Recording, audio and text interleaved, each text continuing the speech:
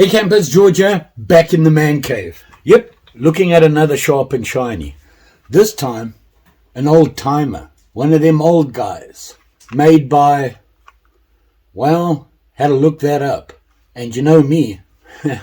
And wow, there's a little bit of history behind these guys. Let's check it out. So what I'm talking about, Jack, is the old timer from Schrade. Well, kind of, but we'll get into that. And this is the old timer 440T Workmate. And if you look at it there, you can see it has the old timer badge on it. Kind of like looks like a wood grain handle. It's not actually wood. And it comes with 4 blades. It does not lock at all. None of the blades lock. Like I said, 4 different kinds. And you see the bolsters here. I'm trying to get it focused for you so you can see it. You can see the brass liners in there. Very nice. Straight. Good looking. Good looking knife. Smaller than I thought it would be. Very thin. And that kind of surprised me when I was thinking with 4 blades. When I say thin, I mean looking at it that way. This way, it's a little thicker. More what I expected, but I just thought that the depth of the handle would be thicker. Is it a problem? No, I just think it's a nice size knife. They did a good job on this. A couple of things I'm seeing straight off the bat here, and if you look carefully there, you can see that the end of the blade is sticking out, and I see it on these ones here as well. If you look there, I don't know if that's going to be a problem. They are kind of very kind of sharp, the edges, but I don't think it's a problem as far as holding it. Here you can see the size of the knife in my hand. Overall, it looks like a nice knife. It's nice and smooth. Nothing really sticking out or bad manufacturing about it. And one thing they said on the box, it's a Battenfield product, which I thought was interesting because when I opened it up and had a look at it originally, on the blades, I can't remember, yeah, it's on the blade there. Can you see that? It says Schrade. So it's a Battenfield, Schrade, old timer, quite a history to these guys. Before I buy a knife, I kind of like to look up the history of the knife, the brand, where it came from, who owns it, the blades on it, that sort of thing. I kind of dig into that. This one was a little bit more interesting than I thought it would be, and took me a while longer to try and figure out who's what and where. And before I go any further, in the description below, there will be quick links for you if you want to jump to certain things. I know a lot of people don't like the history of it. They just want to see the knife, and I appreciate that. And that's what we're going to do right now. Let's look at the specs of the knife. We'll look at a bit of history. And then I'm actually going to go outside and play with it a little bit. I want to see how well it does. I always dig with my knives. Any knife that I get, I go play with it just to see how it handles. And I haven't been showing you that on the videos. So this time we'll do it. Obviously, video is going to be a little longer. So like I said, quick links. Check them out. This is the old timer 440T Workmate. To me, this is what I expect from a traditional old style pocket knife. There's a couple of them out there that do that. Buck has some. I like these guys. And I also discovered while searching a couple of others, which I'm going to look into. 4 blades. You can see them in there. They sit in there very well. They're fairly straight. When you have 4 blades, it gets a little bit more difficult. And there's slight bends in it where they're not perfectly in the middle. The 4 blades, let's have a look at those quickly. We got this one here.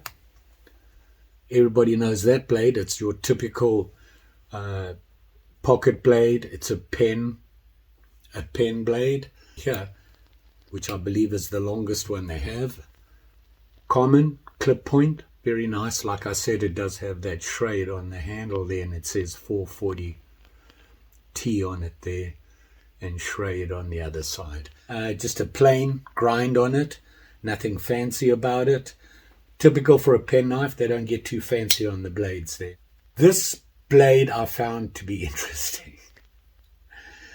And if you watch my videos, I did a little thing about this blade, and it's the Wharncliffe. If you look at this one, it actually doesn't, I'm talking about looking at the spine here. It doesn't curve. It actually goes straight across and then down, which kind of stops you from getting confused between this and a sheep's foot. This has a little bit longer point on it, and it's a little bit unusual Wharncliffe. Normally they have a more rounded curve on it down to the point of the blade. They have a sheep's foot in it, and here you can see it right here. And it has sheep's foot. All of them have your nail clip there.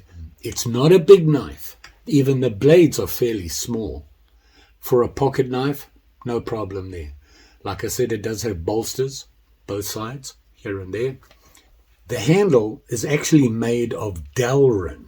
Never heard of that. I'm not sure what it is, but hopefully I'll find that out and we'll. Nice brass liners. I do like that. I do like a brass liner. It's a very clean, nice pocket knife. The length of the knife, closed, from bolster to bolster, is 3.2 inches long. And that's with it closed. Like I said, it has 4 blades. So open with the longest blade, which I believe is the clip point. You can see it there. With the clip point open, which is the longest blade, and the handle, 5.25 inches. Your clip point is 2.2 inches long. So when I measured it, I measured from the tip of the clip to the bolster, which is 2.2, which is actually not the length of the blade. Obviously, you got your little, what do they call it, the Rosaro or whatever it is called here. So the blade's a little bit longer, but the total length from the bolster to the tip is where I measure 2.2 inches. And then we have the sheep's foot, this guy here, and the sheep's foot, same thing, point to the bolster is 2 inches. Pen blade, this one here, which is the shortest one they have there, 1.75 inches, which is the Wharncliffe, and the Wharncliffe is 1.5. So there you have your 4 blades. Now the blade material, it is stainless steel, 7CR17 for the blades. To be honest, any stainless steel for me seems to be okay. I just don't abuse my blades. Well, I try not to. It makes it a little bit harder to sharpen, but it does keep its edge better. The weight of the knife is 1.8 ounces.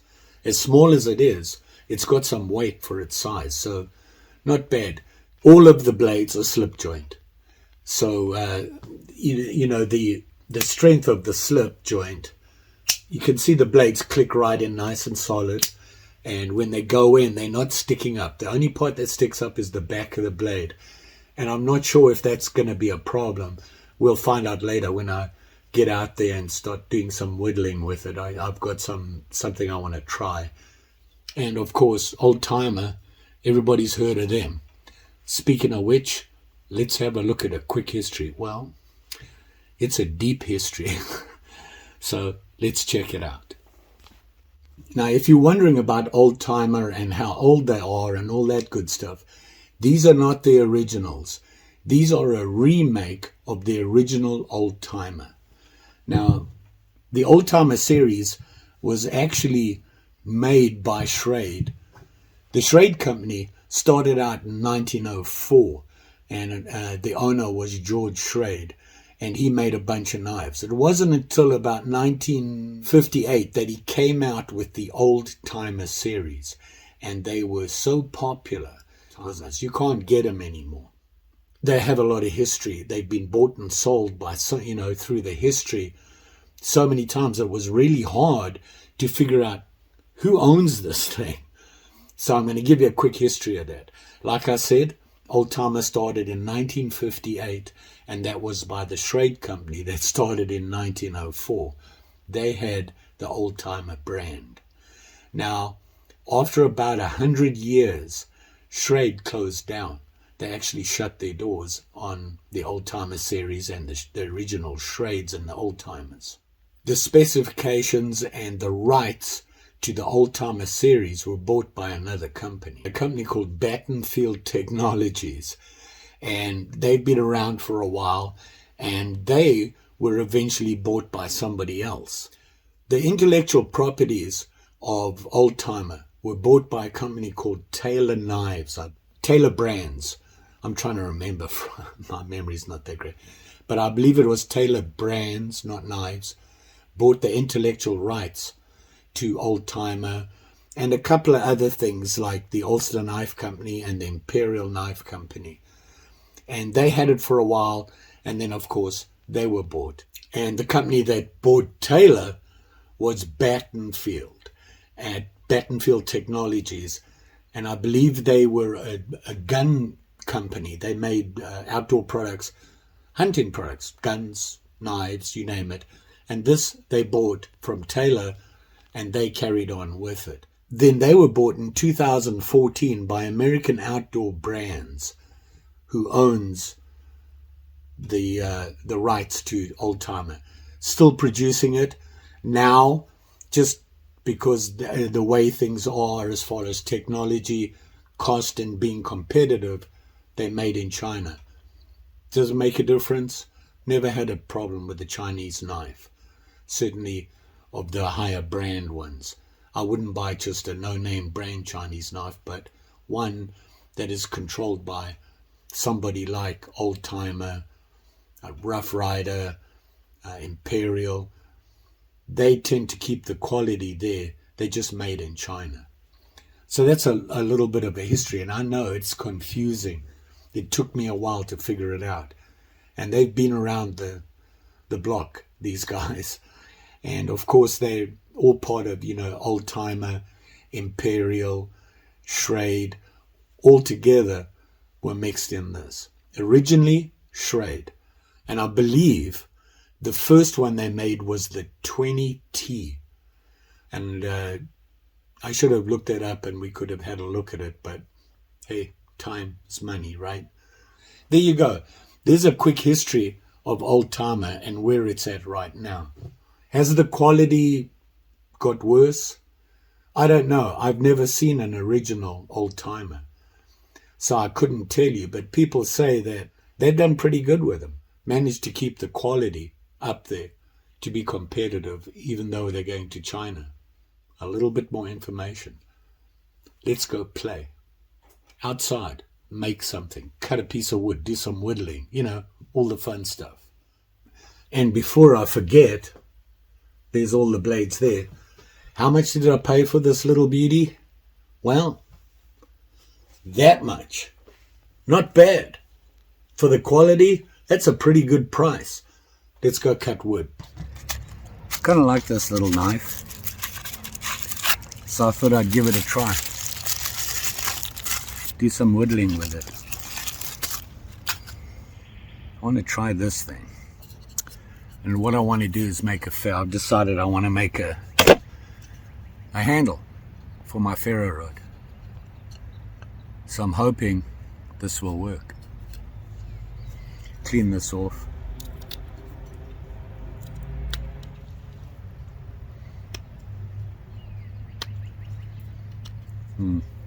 Might be a little light that. I'm going to try this one.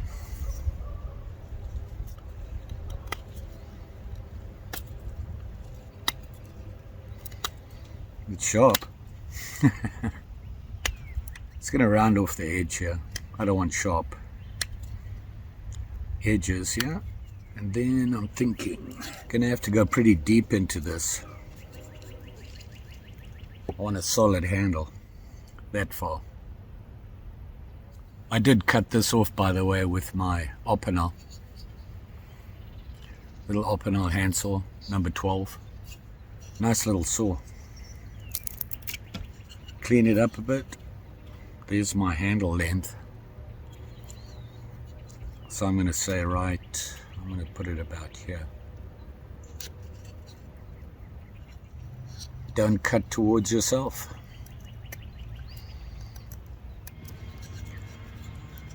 Just want to give myself a marking here so I know where the end of the handle is. I'm keeping this one here because it gives me something to hold on to while carving.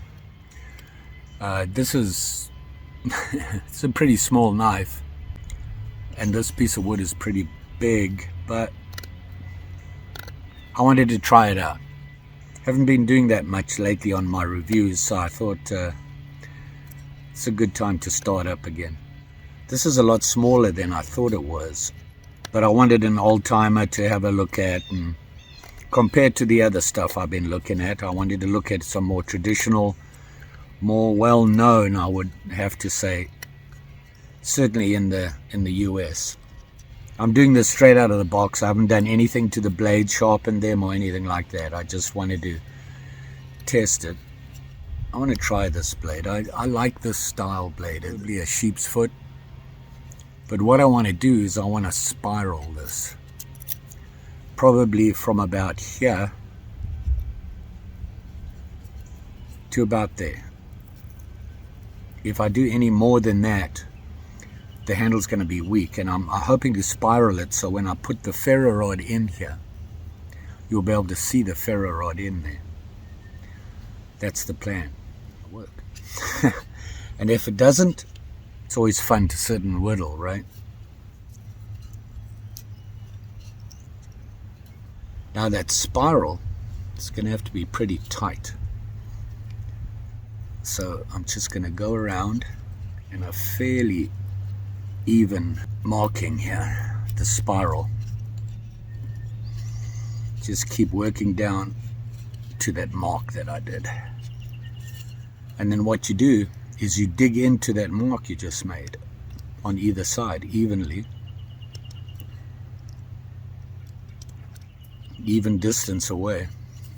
Kind of making a V-notch where the line you made is the actual deepest point of the V. Let's try this one. We all know what that one is, right?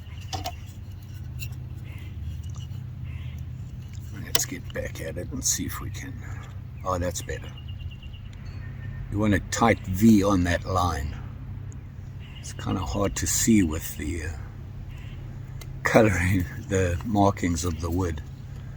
Follow my line, but we will persist. I'm not going to do the whole thing. I just want to show you how the knife works and how we're doing with it. So I think what I'll do is I'll use this as a test on a couple of knives and eventually finish it. Now the trick to this whole thing is as you go around, the actual spiral is in between those lines I made, because what I'm digging out is the edges of the spiral. Now I'm going to turn around and do the other side of the V. Hopefully you can see what I'm doing. This is an interesting wood. Colors on it. Huh.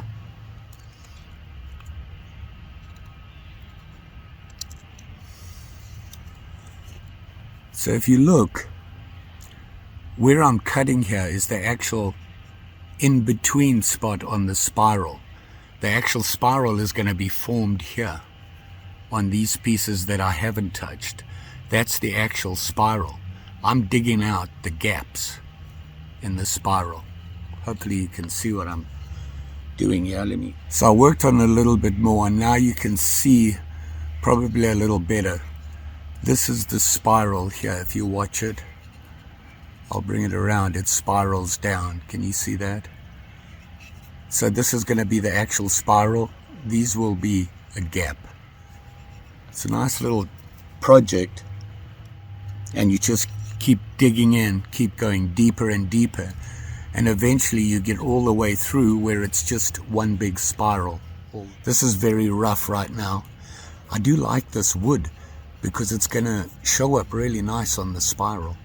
Just a random piece of wood I found. And just keep going deeper and deeper into that spiral. Just remember that the deeper you get in, the weaker the wood gets. So I worked on it a little bit more, and hopefully now you can see the spiral forming there. Let me try and get the right angle so you can see it right there. You can see the spiral starts there as I dig into it. So you can see the spiral forming. To have the spiral not the full length. That's why I left this bit here and this bit here. It's going to be the major support. And then the ferro rod I'm hoping to drill once I'm done is drill in here far enough just into the tip of here so that the ferro rod sits in it like that. The ferro rod inside wrapped by the spiral. Simple little whittling project. Well, is this knife ideal for it? A little small for me. Another thing I noticed was that on the bolsters here, it's a little sharp edged, and I could feel it on my fingers when I was digging in. But it's still a nice. I like the look of this knife. It's a very traditional knife. Don't forget now, like, share, subscribe. You know the story. Pretty sure I'll be back again. Finish this project up with maybe another sharp and shiny, or just carry on with my old timer. I got some other ones that I've looked at that are traditional, probably more well known in the US than anywhere else. Been around a while. Imperial, old timer, buck. Start looking at those guys. I've looked a lot at Rough Rider. It's time to pick on somebody else.